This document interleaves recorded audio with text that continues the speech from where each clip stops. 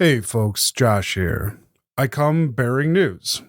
You'll have noticed by now that this is not the newest episode of What's in the Rift, but instead a Riffin on the Rift for internet sensation Bruce McKinney. There are a couple reasons for that. For one, releasing a new episode of your podcast on New Year's Eve is a surefire way to make sure it doesn't get listened to. But more importantly, with the holidays, we decided to take some time to spend with our families and be present.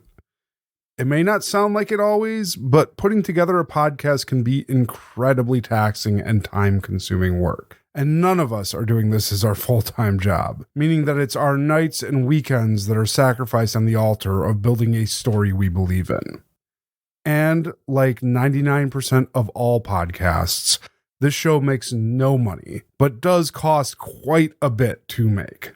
We appreciate all the ways that people have shown up to support us so far, from buying merchandise to just telling their friends about the show.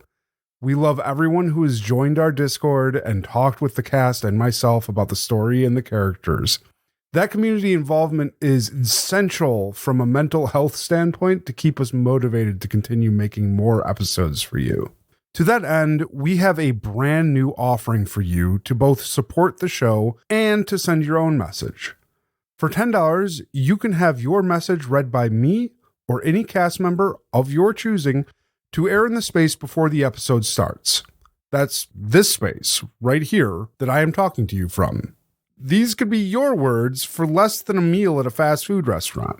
You can find more information on our website, what'sintherift.com, or by going to rift.show/coffee. That's coffee spelled K-O-F-I. We have a very exciting continuation of What's in the Rift in 2 weeks' time. One character will be captured by the shadowy UCRI organization, and the rest of the group inevitably makes a series of ill-advised and dangerous decisions in rapid succession in an attempt to rectify this. On a personal note, I'm very excited about the direction of the show as we approach the halfway point of our first season. And now that we're recording the last couple episodes of What's in the Rift in real time, I can honestly say this story goes in directions not even I was expecting. So just to wrap this up, I want to thank our cast and voice actors from the bottom of my heart. I'm very happy that you've all decided to take some time out of your busy lives to sit and tell a story with me. I could not ask for better partners in this endeavor, and I appreciate each and every one of you. Truly. All right. Without any more fuss, here is Riffin on the Rift. You know, you're not supposed to say the one. You're supposed to point and signal. Oh, okay. Next time I'll point and Yeah, signal. you'll all need that. To Sounds turn like our a cameras great on plan. just for that.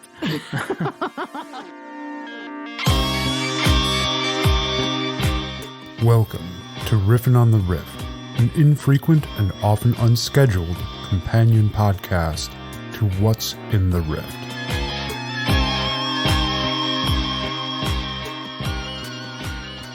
Welcome back to Riffin on the Rift. I am your host, Josh Burgess.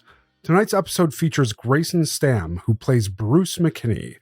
From the cast of What's in the Rift, we have Yolandi Hamilton, Patty Hamilton, Ryan Daler, and Summer Schlenker. Grayson, why don't you tell me a little bit about the world from which Bruce hails? So Bruce's world is not necessarily that materially different from the one we all live in, except for one pretty significant fact that photography was never invented. All depictions are done by artists, either drawn or painted. There isn't moving photography or film as we know either. So is it all just paintings then, or is there a medium beyond that? They've started to experiment with animation, but at this time it's a pretty new art form in his world that's just getting off the ground and hasn't really made a significant cultural dent yet. I know that you've mentioned the Blizzard as being kind of a formative piece in your world's entertainment landscape. What is that entertainment landscape like? Yeah, so kind of like the turn of the 20th century where radio was so huge that continued a lot longer in Bruce's world, as people were just fascinated by the ability to broadcast anything, novels, newspapers, and then obviously with the Blizzard, graphic novels and comics are really significant cultural touchstones. Is it, would you say, more printed media focused or more like live media focused? Or I would have to assume there's still playhouses and I would imagine that's a very big thing as well. No, things like plays, live performances of things, sporting events are still a really big deal, but they don't have the same type of cultural resonance without filmed versions or the ability for people to easily access them unless they're in the immediate vicinity. So, the greatest team they would have, the greatest Yankees team, like we might have known in our world, is something that basically only people in New York saw, and then everybody else maybe listened on the radio or have simply just read about. Not something that they really get to experience firsthand, which just makes those little enclaves of fandom more local and generally smaller. That's interesting. I was just about to ask, what does celebrity look like in a world where there isn't a paparazzi with cameras following people? Yeah, definitely a lot different than it looks in this social media age that we live in. Prominent political figures tend to be the bigger celebrities just because the greatest actor is only going to be seen by a much smaller percentage of the people that live in the world. The greatest athlete, same situation. So they just don't have the same sort of recognition or resonance that they might have. And then as far as music, without that pairing of visuals in the same way to go along with the music, that tends to be a little more localized as well. Yeah, there's no MTV to kind of flanderize an entire musical scene. Yeah, I think we regard in America two really big touchstones of the television age would be the presidential debate between Kennedy and Nixon, where everybody saw how handsome and charming Kennedy was versus a sweaty and not at all charming Richard Nixon. People don't quite have that same kind of experience. And then similarly, the Beatles on the Ed Sullivan Show, where hundreds of millions of people all tuned in to see that. They just didn't have experiences like that. I would imagine that there would be historically a bunch of different events without the advent of broadcast media like that. Case in point, the debate between Nixon and Kennedy. Kennedy, who was seen largely as a neophyte and unprepared for the role, won over a lot of people with his composure and his charm on the screen. Would that carry over? Would he still be president in a world without television? Going down that road, it really does complicate things to try to figure out exactly what type of changes would have happened in Bruce's world. But he is not American. I don't expect you to have an answer for all that. For those that are not aware, Bruce is Canadian. What led to the decision on making Bruce Canadian, Grayson? It is a pretty simple homage to the kids in the hall. When I was thinking about a character, I always loved those over-officious but completely inept bosses and office workers that they would have on Kids in the Hall. So, in fact, Bruce's name is also an homage to Kids in the Hall as well, is it not? Yes, indeed. Can you explain that a little bit? So Bruce McKinney is based on Bruce McCullough and Mark McKinney. So not the most ingenious invention. I just smashed two of their names together. It does sound very Canadian, though, so mission accomplished. I have to ask, then, there's a scene in an episode that comes out about midway through our first season where Bruce has to present a driver's license. And when he hands the driver's license over, it's a painted likeness of Bruce. Is that correct? Yes. This may have been the hardest I've laughed in our entire show, was realizing what his driver's license would actually look like. There are far-reaching effects of not having any type of photographic representation in your world. What kind of tale about culture shock do you think that you could tell, given the fact that Bruce is going to be subjected to it almost nonstop throughout the course of our story? Well, I think thus far, Bruce's journey has been very full speed ahead, so he's only caught glances of what might be happening. He's also traveled through space and time and met a deity, so to him it's coming a little bit in stride, but the reality that is just a solid part of what most of the other characters would certainly be familiar with, I don't think would hit him the same way. He'd think it's magic, just like Jason shooting a finger gun at him. All right, fair. He did ultimately assimilate that rather quickly. So maybe Bruce is just particularly resilient to these things. In terms of the way I view Bruce for that is that reading The Blizzard, which is a story that is about people who have been destined to have powers, to become heroes, despite having nothing special about them. He has internalized that for most of his life. So when odd things started happening to him like that, he leans into them and he immediately begins to feel that perhaps this is finally his chance where he's having his own Blizzard experience, much to Dima's disapproval. I love that explanation. I particularly like what you've done with the Blizzard and Bruce's fandom. You come across as a very believable fan of this completely non-existent work. And it really, I think, speaks to your immersion in that type of culture that you can fabricate that whole cloth. Can you tell us a little bit about the Blizzard and first, like a high level understanding of what the story is, where it gets its name, just to give our listeners a little bit more context on why this is so important to Bruce?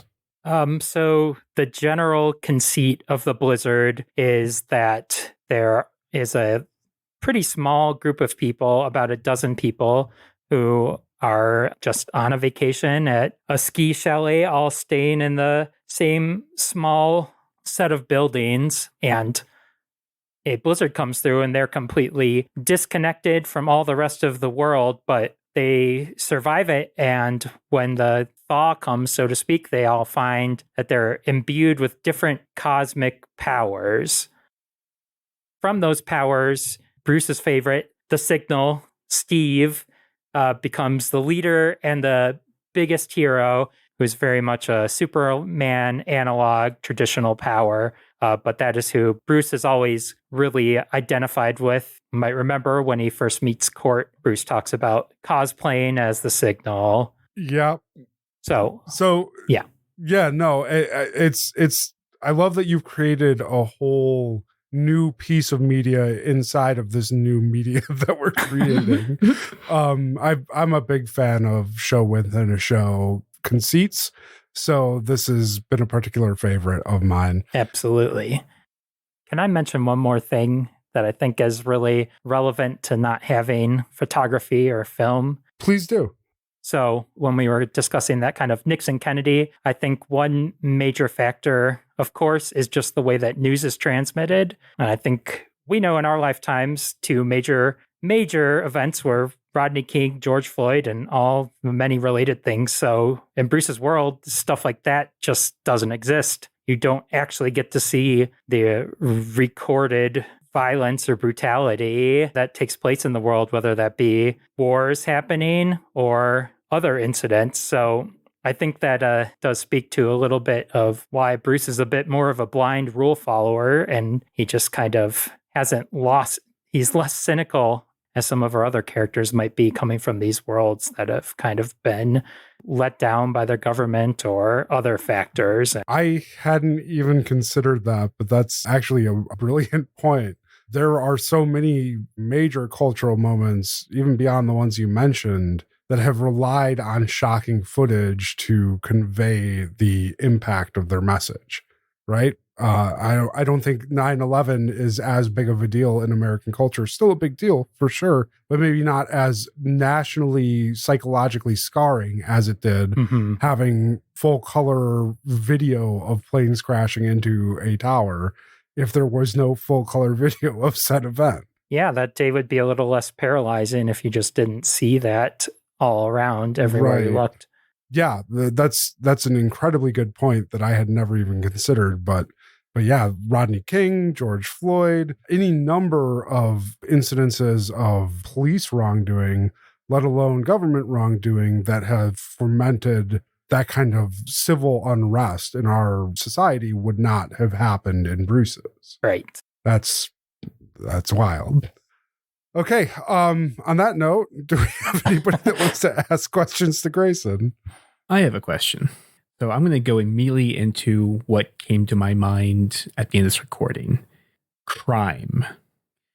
In your world, when there's no recording, thus there's no security cameras to kind of be a deterrent to crimes, is there an actual uptick in things like breaking and entering or assault when you don't have this concrete visual proof to set someone at a scene? Well, Bruce is Canadian. So never mind. I retract my question. I think because there isn't even the possibility of that, it isn't necessarily different as far as breaking and entering, that type of thing. Some of the types of crimes that we probably think of from days gone by, life insurance scams, things that need a lot of documentation or proof, those things are much easier for people to perpetrate without having to have, this exact likeness of a picture to prove that you are somebody. So all those identity related crimes are much more of an issue rather than the idea of not having any sort of surveillance state causing things to be worse. So is Bruce's world just overrun by con men then? No, he's Canadian. Well, I mean, the world exists outside of Canada, Grayson. I feel like we've had to make this point several times. No, I wouldn't say that it's overrun. It's just those are the worst people that people can imagine. But also with that being said, as we talked about, there's much less civil unrest. People are generally just more satisfied with the status quo and happy to live their lives because they don't necessarily see the things that they might be outraged by or get them communicated in the same way. The more I think about this, the more it kind of breaks my brain because it feels like a lot of the media culture would be frozen at turn of the 20th century. Absolutely.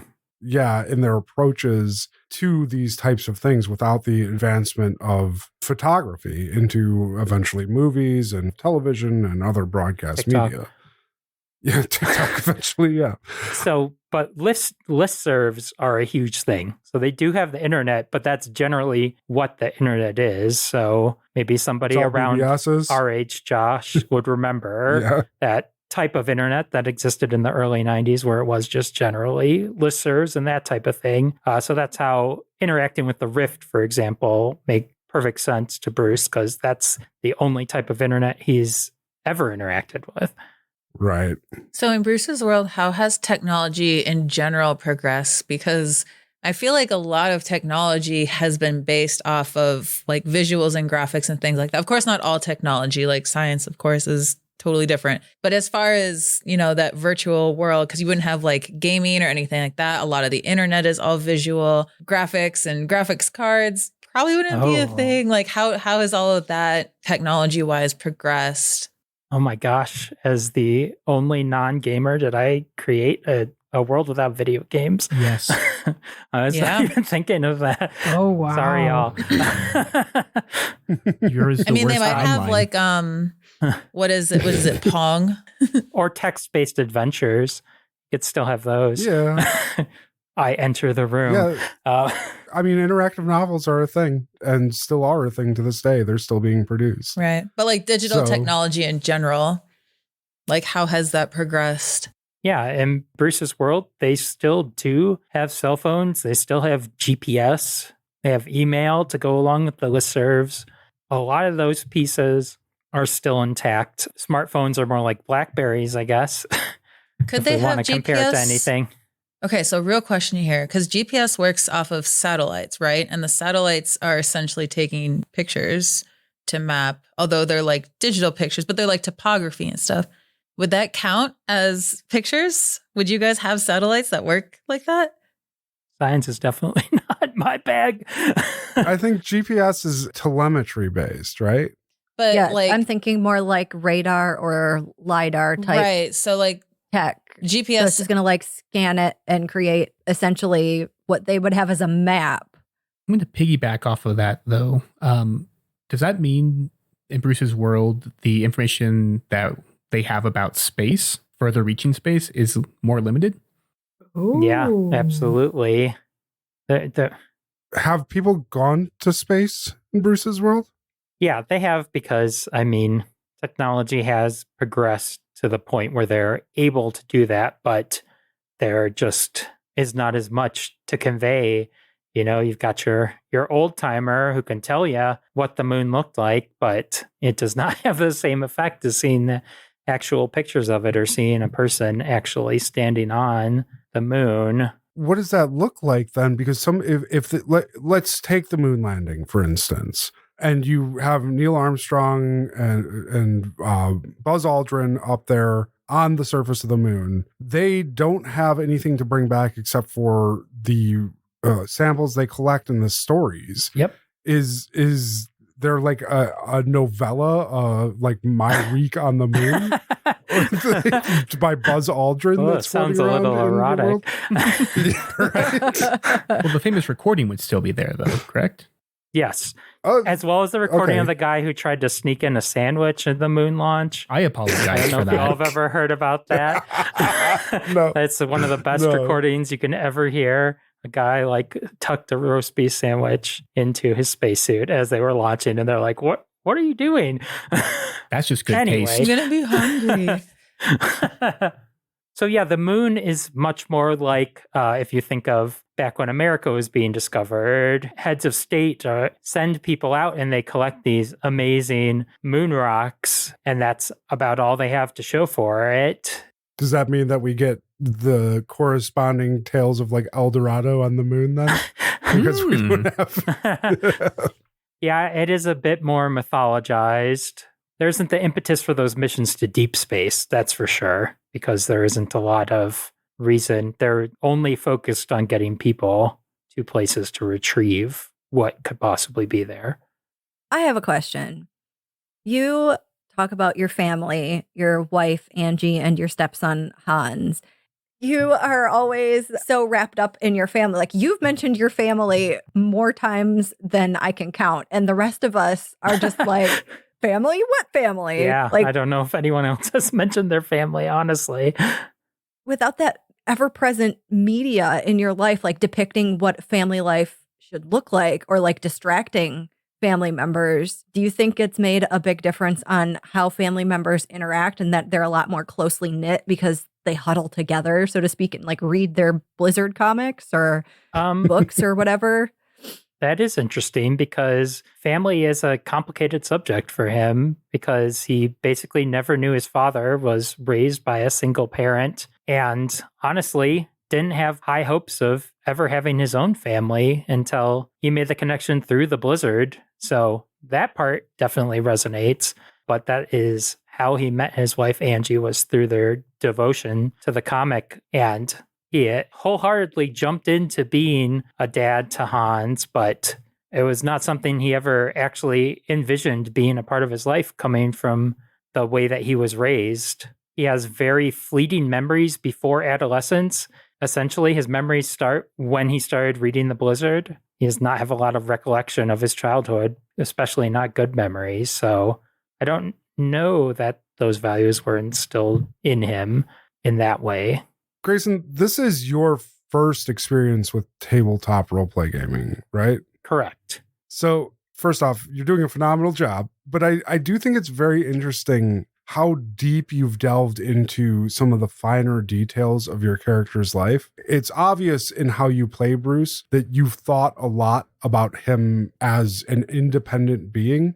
I love how that comes through in the care that you play him with. Bruce has never come across as disingenuous or as jokey, despite being comedic. And I think that's a really tough needle to thread. It's hard to not play him as a joke, but still have him be funny. So this isn't really a question. I just want to commend you. Like, for your first time sitting down at the table, you're doing an absolutely phenomenal job. Well, thank you, Josh. That's very kind of you. I have spent a lot of time writing, doing creative writing, and I've done improv in the past. So those are the things that I really try to lean on to give me that insight. which maybe is where I do have the tendency to dig deep into the character and motivation. Let's talk your character sheet. We're going to cover the different sections of your character sheet: distinctions, relationships, values, your specialties, and special effects. We're going to try to get a better understanding of Bruce McKinney through that lens. So let's start with your distinctions. The 3 distinctions that you have chosen are found family, tuning into the spirit radio, and consummate nerd. Can you tell me a little bit about found family? So that's speaking to, we did talk a little bit about that Bruce doesn't necessarily have a strong sense of his own familial past, but it's really valuable to him to have found Angie and found his community through the Blizzard. And of course, that is also echoed in the story of the Blizzard, making it exponentially more important to him. And then tuning into spirit radio. And this has gone through multiple iterations now as you decide whether it's angel or spirit radio based on some prior intellectual properties that have used angel radio, right? Yes, indeed. So what's tuning into spirit/angel radio? Yeah, so when we first started coming up with our idea for what's in the Rift, we kind of were trying to figure out why these characters might want to go to a message board like the Rift. The story that I came up with for Bruce was that pretty much when he hit adolescence, he started to hear, for lack of a better way to put it, voices in his head. Generally pretty nonsensical, but the older that he got, the more that he focused on it, the more he was able to maybe not derive a message completely, but really start to get a feeling and understand what might happen. We have seen in the episodes a few times that any sort of ambient noise, whether that be a fan running or other types of just continuous noise like static, Bruce is able to tune into that and derive maybe a word, maybe just nonsense, but typically gets a feeling and some sort of guidance from it. Okay, great. And that leaves consummate nerd. I think I can guess at this one, but why don't you explain it for us? Yep, that's speaks for itself. So Bruce is wholly devoted to the Blizzard, comics in general. He is just a person who loves comic conventions, loves sharing his enthusiasm and love for the things that he loves. Let's talk about your D10 relationship. Of course, you have a D6 relationship with every character on the show at the outset. So that would be your fellow castmates. You also have a D10 relationship with Angie and Hans, and they are your found family. Do you want to maybe talk a little bit about why a D10 with them? So again, Bruce was not completely listless in his life, but in his love life and his expectation for having a family, Bruce just kind of thought that, that community around the Blizzard, his place in fandom, was the closest thing he would have. But he was able to find love, find something beyond that when he met Angie at a Blizzard convention. And then once he had fallen in love with her, he just became completely devoted to his stepson as well. Now, I think we've seen Bruce may not completely know how to interact with children, but it doesn't change how much he cares for Hans and wants to do right by him. I like that. And honestly, I think that reads very true. Having been a step parent myself, you have that desire to connect with your children, even if it's sometimes clumsy. And Bruce does that very well, captures that whole spirit very well. So let's move on to values. I'm not going to cover each one of these, but the 7 values that we do track in our version of Cortex are artistry, faith, justice, loyalty, pragmatism, redemption, and self-preservation. These have a tendency to change over time. I allow you all to freely change them based on your own character growth, as long as you can explain those changes that you've made. Right now, for Bruce, he has a D12 in loyalty and a D10 in self-preservation. Can we talk a little bit about why those 2 values in particular have such high ratings? Yeah, so I did put loyalty at the top for Bruce. I think we started with the value shortly after we started, but just on this found family principle, I think that those people in the Rift are really found family to Bruce as well. And he is just completely devoted to them and helping everybody understand these strange experiences that they've had and the strangeness of the Rift. And self-preservation? So coming up with Bruce as being somebody who had not done much role-playing myself, I very much chose to play a character who was pretty ineffectual as any of the typical fighter type of archetypes. So that is the main thing that Bruce has going for himself. He might not be able to dish it out, but he can avoid it. I think that's a reasonable choice. So let's move on to your specialties. We incorporate 2 major specialties and 2 minor specialties. Our major specialties have a D12 die value, and our minor specialties have a D8 die value. For your 2 major specialties, you've chosen manager and technologist.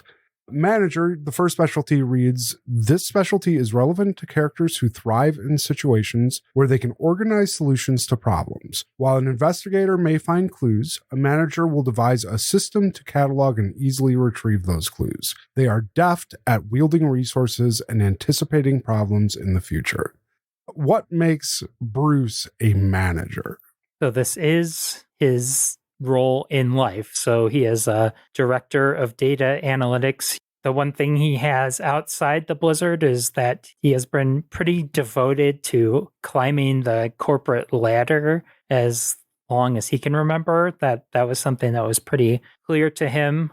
So we've learned that there's sartorial parts to this too. Bruce really likes to dress like a boss. That's where he derives a lot of his own confidence, a lot of his own sometimes self-inflated importance is from his ability to be somebody who is able to lead people and manage them. All right, fair.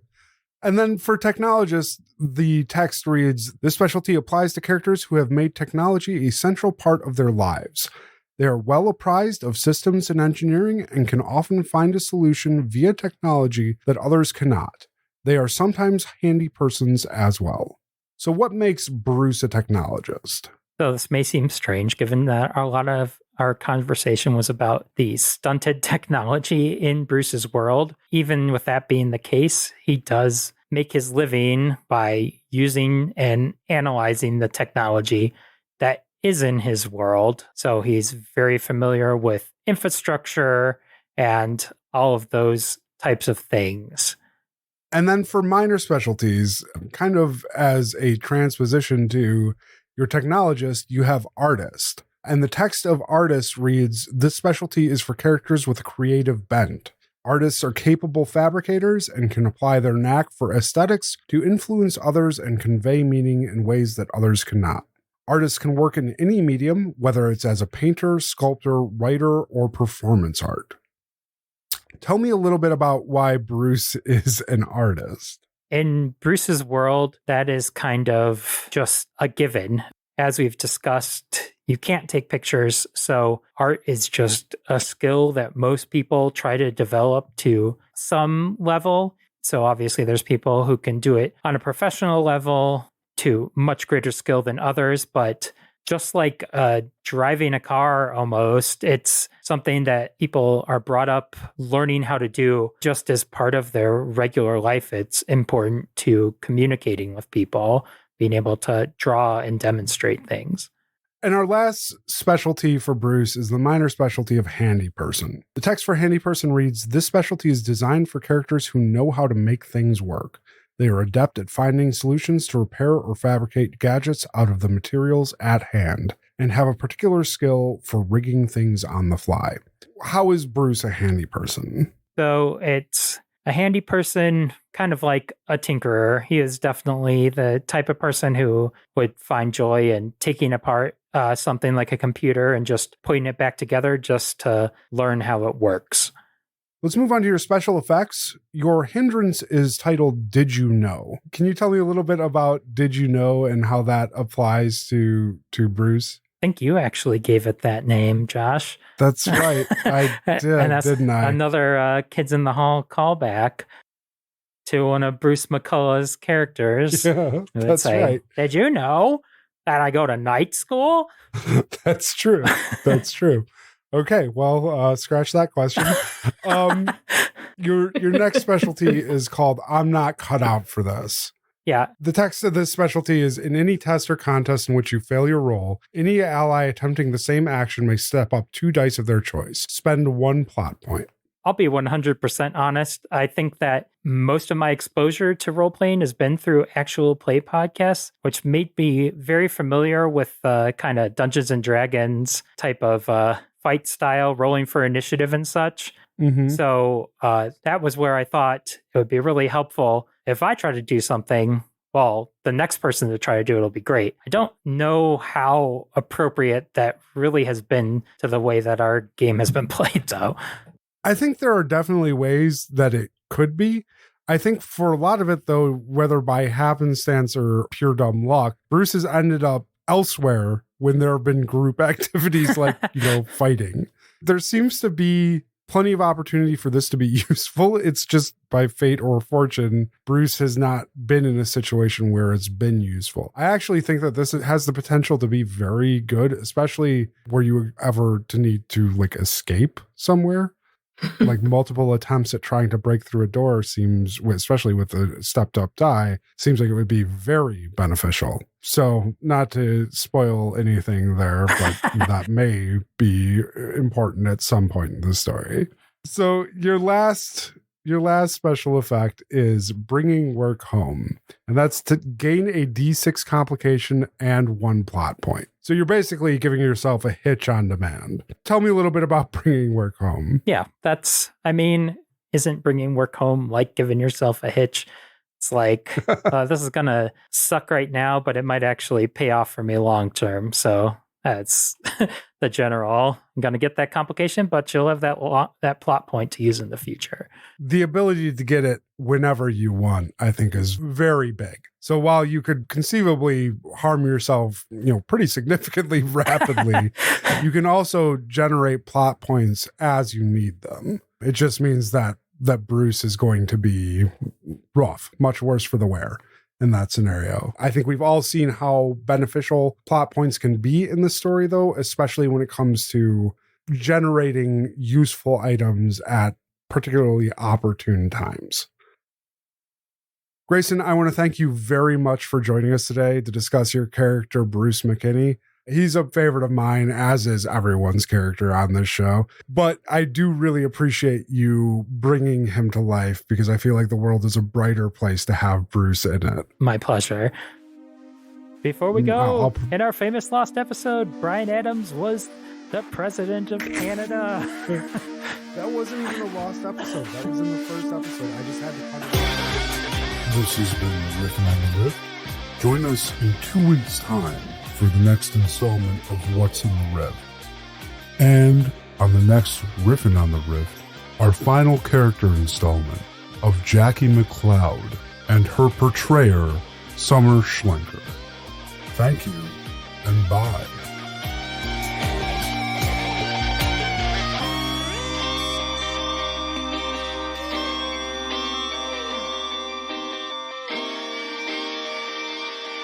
What's in the Rift and Riffin on the Rift are Gas Station Drugs productions.